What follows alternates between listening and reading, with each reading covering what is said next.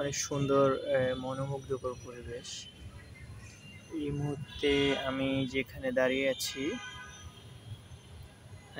এটা Rajarbagh police lines. Rajarbagh police lines প্রশাসনিক ভবন সংলগ্ন যে ফ্রন্ট সাইড টা দেখছেন অনেক সুন্দর। যে ১৯৭১ সালে মহান স্বাধীনতার যুদ্ধে এই রাজারবাগ পুলিশ লাইন্স থেকেই সর্বপ্রথম যে মুক্তিযুদ্ধের যে প্রতিরোধ গড়ে তোলা হয়েছিল, এটা সেই স্থান, সেই রাজারবাগ পুলিশ লাইন্স। অনেক সুন্দর একটা পরিবেশ আপনাদেরকে আমরা দেখাচ্ছি। আমাদের ঢাকা মেট্রোপলিটন পুলিশের